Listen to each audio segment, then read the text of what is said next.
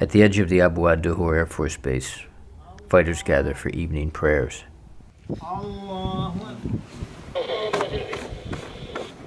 They are interrupted.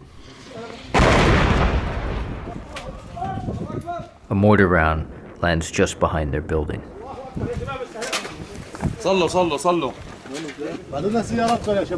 The men are calm. They collect their weapons, finish prayer, and begin to fan out toward other buildings. This is C.J. Chivers reporting for the New York Times in Syria. These are rebels in Idlib Governorate. They are associated with the Free Syrian Army, which seeks the overthrow of President Bashar al-Assad.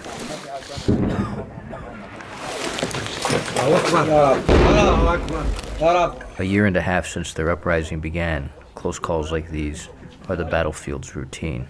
هون ما بدك تفكر شو ما اسمع الطيران قذايف ما بدك تفكر نحن تعودنا صار عندنا مناعة.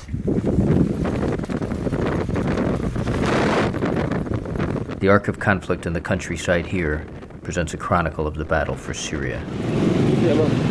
As violence escalated last year, the rebels took up arms. Now an area roughly twice the size of Rhode Island is under their loose control.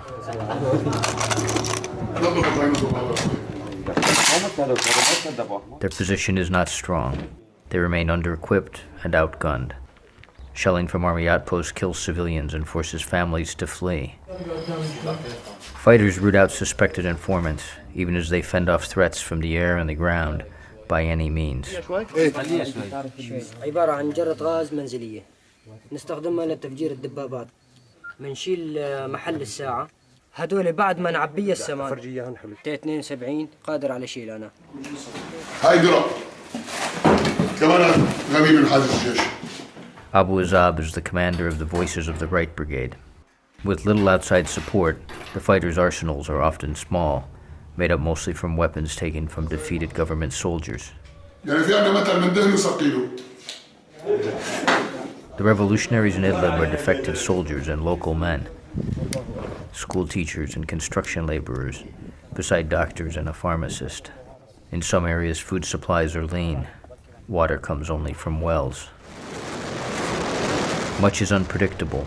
In many places, the two sides move on the same roads. Driving to a nearby town, a rebel column abruptly halts. At the intersection just ahead, a group of Shabiha, from a militia loyal to the government, passes by. If the rebels are spotted, a fight could erupt. They go unseen. The potential for violence awaits around every corner, whether from the ground or from the air.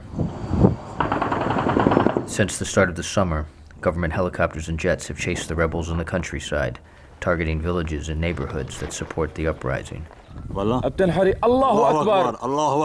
The rebels have fought back. Equipped with captured arms, they positioned themselves this summer at the edge of the Abu ad-Duhur air base, trying to shoot down the warplanes when they take off or land. They're hunting the aircraft that hunt them, grounding planes that otherwise could attack their homes or be used in other battles, as in Aleppo. Jamal معروف, a 37-year-old contractor, and his fighters are famous throughout Idlib for shooting down Syrian MiGs.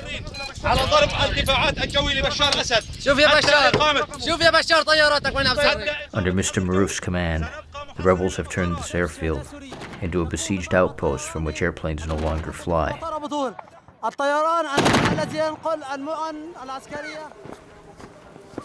In a town near his mountain home, Abu Azab walks through a cemetery filled with freshly dug graves. هون متجهز القبر قبل ما نموت. نحن عم نحفر قبورتنا في ايدنا، يعني عرفانين ما راح يضل ولا واحد منا نحن. Later he will return to the airfield, where he will face more violence.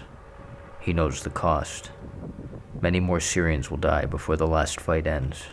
His own nephew is buried here.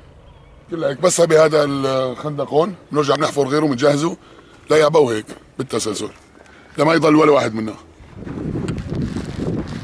المهم ما نركع وما نستسلم.